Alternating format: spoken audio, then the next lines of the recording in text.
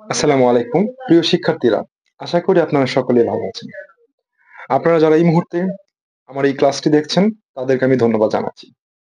আমাদের আজকের এই ক্লাসটি হচ্ছে মাস্টার্স শেষ বর্ষ ব্যবস্থাপনা বিভাগের শিক্ষার্থীদের জন্য, অর্থাৎ যাদের পরীক্ষা খুবই সন্নিকটে তাদের জন্যই আজকের এই ক্লাসটি সাজিয়েছি খুব চমৎকারভাবে। আমাদের এই ক্লাসে আজকে আমরা আলোচনা করব আন্তর্জাতিক ব্যবসায় এই সাবজেক্টের উপর। শুরুতে আমরা আলোচনা করব প্রথম অধ্যায় থেকে। প্রথম অধ্যায়ের নাম হচ্ছে বিশ্বায়ন। চলুন জেনে আসি বিশ্বায়ন কি। আমরা সকলেই জানি, আমরা যখন ইন্টারমিডিয়েট ফার্স্ট ইয়ারে যখন পড়েছি তখন আমাদের একটি সাবজেক্ট ছিল আইসিটি বা তথ্য ও যোগাযোগ প্রযুক্তি। সেখানে একটি কনসেপ্ট ছিল গ্লোবাল ভিলেজ অথবা বিশ্বগ্রাম। এই গ্লোবাল ভিলেজের যে প্রথম এই শব্দটি যে ব্যবহার করেছেন বা এটার যে উদ্ভাবক, তার নাম হচ্ছে অধ্যাপক মার্শাল ম্যাকলুহান। তিনি বলেছেন পুরো বিশ্বকে সে একটি গ্রামের সঙ্গে তুলনা করেছেন। অর্থাৎ একটি গ্রামের মধ্যে কি হয়, আপনি ঘুম থেকে ওঠার পরে কিন্তু পুরো গ্রামের মানুষের সাথে আপনার দেখা হচ্ছে, সাক্ষাৎ হচ্ছে, যোগাযোগ হচ্ছে, কথা হচ্ছে। অর্থাৎ উনি বোঝাতে চেয়েছেন যে আপনি একটি গ্রামের খবর একটু যে যাবতীয় খোঁজখবর আপনি রাখার সুযোগ পাচ্ছেন একটি গ্রামে বসবাস করার ফলে। ঠিক এই যোগাযোগ তথ্য ও যোগাযোগ প্রযুক্তির ফলে কিন্তু আমরা এখন সারা বিশ্বের কোথায় কি হচ্ছে না হচ্ছে আমরা সব খবরাখবর আমরা এখন হাতের মুঠোয় পেয়ে যাচ্ছি। যার ফলে পুরো বিশ্ব কিন্তু এখন আর দূরত্বের মধ্যে সীমাবদ্ধ নেই। এখন আমরা কি খুব অল্প দূরত্বের মধ্যে, অর্থাৎ কোনো দূরত্বই নেই। এক কথায় যদি আমরা বলি, সবাইকে আমরা একটি প্ল্যাটফর্মে কানেক্টেড হয়ে গেছি যেখানে একটি গ্রামের সঙ্গে সে তুলনা করেছে। আর এই বিশ্বগ্রামের পরিবর্তিত রূপে হচ্ছে কি বিশ্বায়ন। বিশ্বায়ন ধারণাটি মূলত আপনার সৃষ্টি হয়েছে কি যেখানে তথ্য প্রযুক্তির অবাধ ব্যবহার বা আপনার রাজনৈতিক ক্ষেত্রে আপনার যে বিভিন্ন আন্তর্জাতিক পরিবহনের যে আপনার যে সুযোগ সুবিধাগুলি পাওয়া যায়, তারপর ব্যবসা বাণিজ্য, অবাধ বাণিজ্য বা মুক্ত বাজার যে অর্থনীতির যে মানে বিপ্লবটা, এটা কিন্তু বিশ্বায়নের ফলেই হয়েছে আরকি। তারপর আছে জনশক্তির যে আপনার আদান-প্রদান, এক দেশের মানুষ আরেক দেশে গিয়ে কাজ করবে। এই যে এই সমস্ত সুযোগ সুবিধাগুলিকে আমরা কি বলবো? বিশ্বায়ন বলবো। আশা করি বিশ্বায়ন নিয়ে আপনার আর কোনো প্রবলেম হবে না। যদি আপনি ডেফিনিশন আকারে লিখেন, তখন লিখবেন বিশ্বায়ন হচ্ছে এমন একটি প্রক্রিয়া যেখানে বিশ্বের বিভিন্ন দেশের সাথে অবাধে তথ্য প্রযুক্তির আদান-প্রদান, তারপর হচ্ছে গিয়ে মুক্ত বাজার অর্থনীতির সুযোগ সুবিধা, আমদানি রপ্তানি থেকে শুরু করে জনশক্তির হ্যাঁ? জনশক্তি কিন্তু আপনার কি হয়? এক দেশের মানুষ আরেক দেশে গিয়ে কাজ করে, হ্যাঁ? তারপর লিখবেন যে বিশ্বায়ন হচ্ছে এমন একটি প্রক্রিয়া যেখানে কি সমগ্র পৃথিবীকে একটি গ্রামের সঙ্গে তুলনা করা হয়েছে। অর্থাৎ সেখানে মুক্ত বাজার অর্থনীতি, অর্থাৎ আপনি চাইলেই বাংলাদেশ থেকে পণ্য উৎপাদন করে সেটা আপনি অন্য কোনো দেশে গিয়ে রপ্তানি করতে পারছেন। আবার অন্য দেশের কোনো পণ্য বাংলাদেশে আপনি আমদানি করে নিয়ে আসতেছেন। এই যে অবাধে বাজার ব্যবস্থা গড়ে উঠতেছে এবং জনশক্তির যে আপনার কি বলে বিনিময় হচ্ছে, এক দেশ থেকে আরেক দেশে যাচ্ছেন। এই যাবতীয় এই প্রসেসটাকে আমরা কি বলছি? বিশ্বায়ন বলছে। এবং প্রযুক্তির যে আপনার কি আদান-প্রদান হচ্ছে, এই যে এই কাজগুলিকে আরকি। আমাদের পরবর্তী প্রশ্ন হচ্ছে যে আপনার বিশ্বায়নের বৈশিষ্ট্য, গুরুত্ব, তাৎপর্য, আওতা, পরিধি, কারণ, ইতিবাচক দিকগুলি বা বিশ্বায়নের পক্ষে যুক্তি। আমি কিন্তু একসঙ্গে অনেকগুলি প্রশ্ন বলেছি। এই সবগুলি প্রশ্নের উত্তর হবে একই প্যাটার্নের বা একই রকম। আপনারা অনুগ্রহ করে খাতা এবং কলম নিয়ে নিন। আমি অনেকগুলি গুরুত্ব আলোচনা করব। যেগুলি আমি আলোচনা করব না সেগুলো আমি কিন্তু ভিডিওতে দিয়ে রাখবো। আপনারা সেখান থেকে দয়া করে দেখে নিবেন।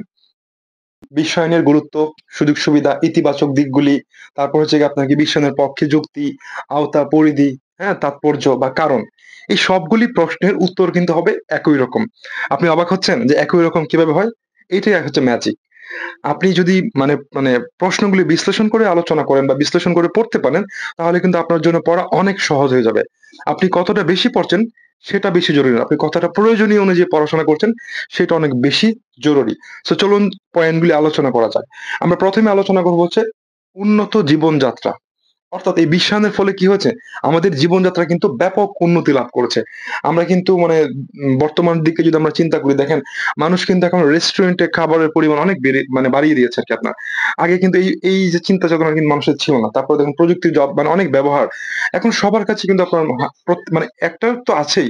অনেকের ক্ষেত্রে আমার ২ টো করে মোবাইল ফোনও রয়েছে এবং আপনি দেখেন, চিন্তা করে দেখেন, মানুষ কিন্তু এখন কিডনি বিক্রি করে হলো কি iPhone ব্যবহার করছে। আমি কি ঠিক বলছি না? কমেন্ট করে জানিয়ে দেন। এরপরে যদি আমরা চিন্তা করি ব্যবসায়-বাণিজ্যের প্রসার। আপনি একটু খেয়াল করে দেখবেন, আমাদের বাংলাদেশে কিন্তু আপনার বিশ্বের বিভিন্ন দেশের কি রয়েছে? অর্থনৈতিক অঞ্চল রয়েছে। বিশেষ করে কোরিয়ার আছে, জাপানের আছে এবং আরো অন্যান্য দেশেও থাকতে পারে।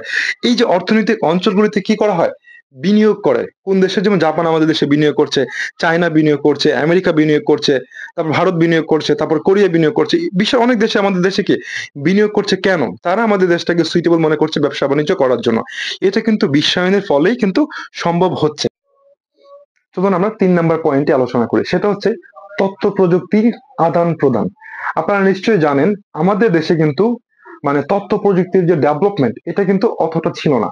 তো পর্যায়ক্রমে কিন্তু বিশ্বের বিভিন্ন দেশ থেকে আমরা কি করছি? প্রযুক্তি আমদানি করছি। আমদানি করার ফলে কিন্তু আমরা এখন সেই প্রযুক্তিগুলি ব্যবহার করে আমাদের কার্যগতি অনেক বাড়িয়ে দিচ্ছি।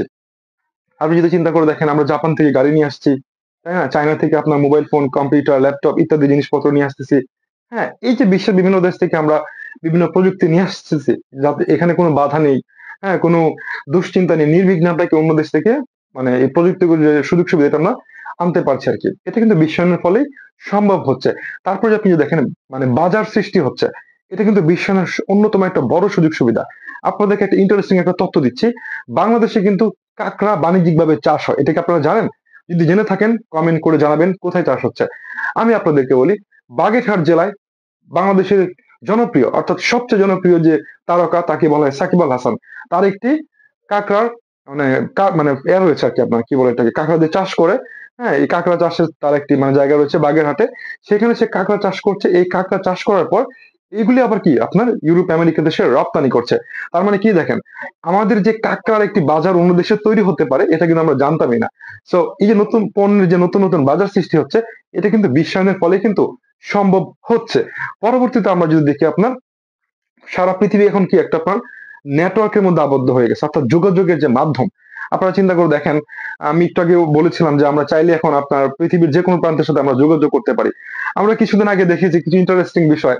বিশেষ করে কোভিড এর পরবর্তী সময়তে আমরা দেখেছি বাংলাদেশের বেশিরভাগ মানে বিশেষ করে মেয়েরা তারা কিন্তু অন্য দেশের